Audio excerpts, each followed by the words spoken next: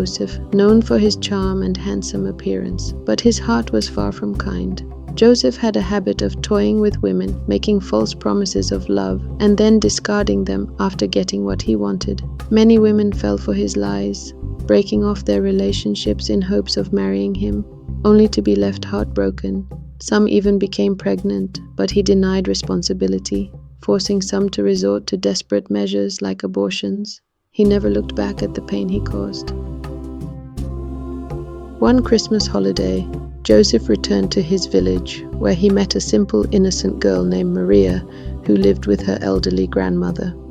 Maria was an orphan who had grown up in poverty, with nothing but the love of her grandmother to rely on.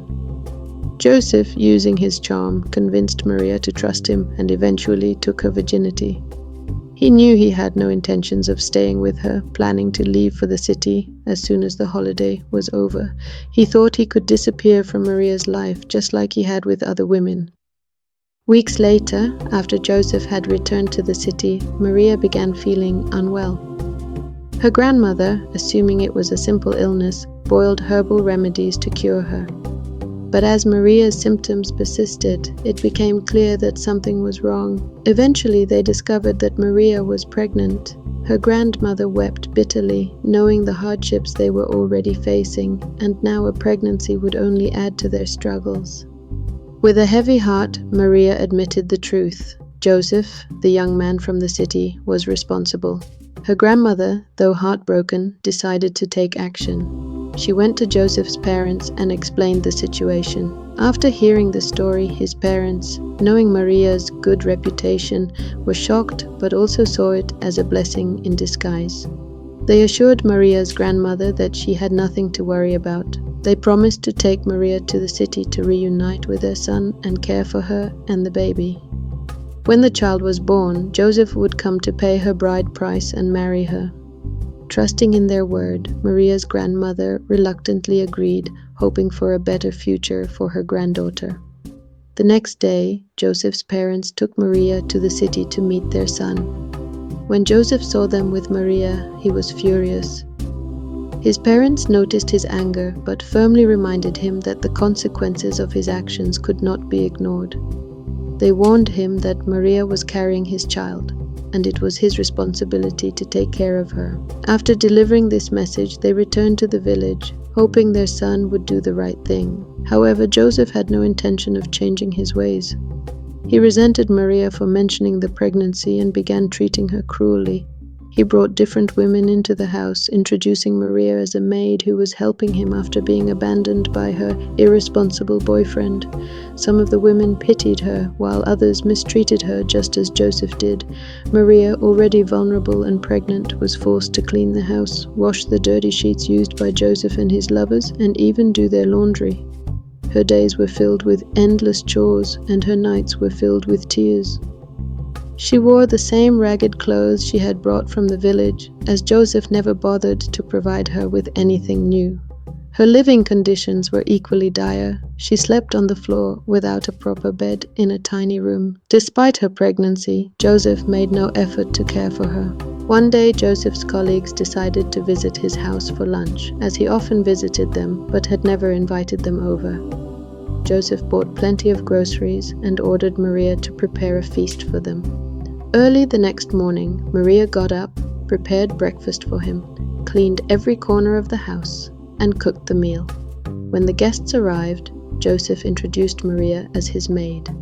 During the meal, one of his colleagues, noticing Maria's pregnant condition, asked why Joseph was allowing her to do such heavy work.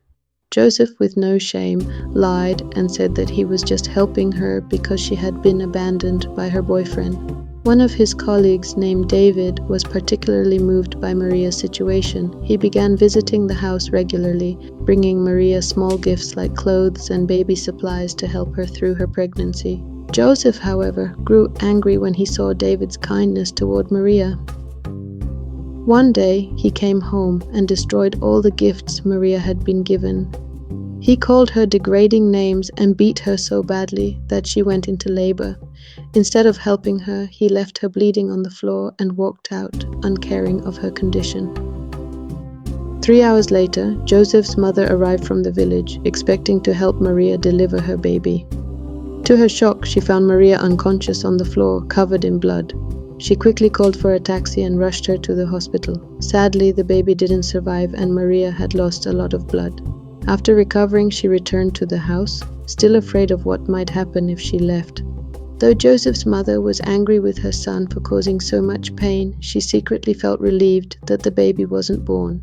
However, she begged Maria to forgive Joseph, and Maria, out of her kind nature, did so. After Maria recovered, Joseph's mother returned to the village, hoping her son would treat Maria better, but Joseph's abuse only intensified. He beat her, starved her, and forced her to do hard labor, all while parading other women around. The emotional and physical torment from both him and the women he brought into the house became unbearable. One day, on her way to the market, Maria ran into David, the kind colleague who had been helping her. He stopped his car and asked her to get in. Maria, though scared at first, eventually agreed.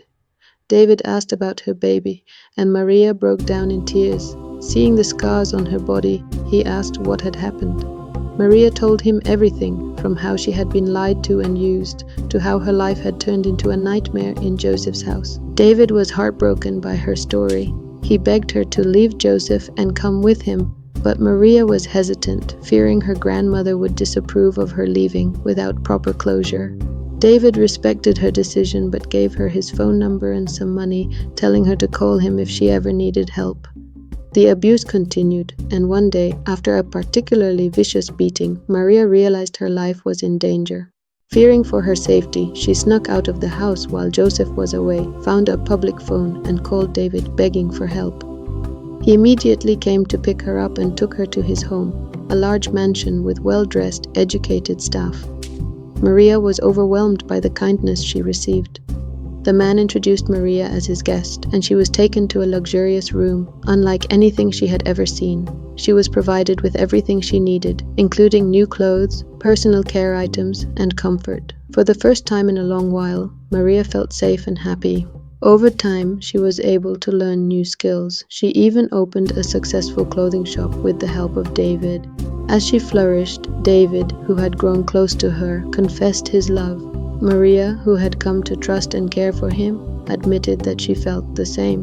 One day, the company where Joseph worked announced that the owner's son, whom many didn't know, would be taking over the business. A grand party was planned to introduce him and his fiancée to the public.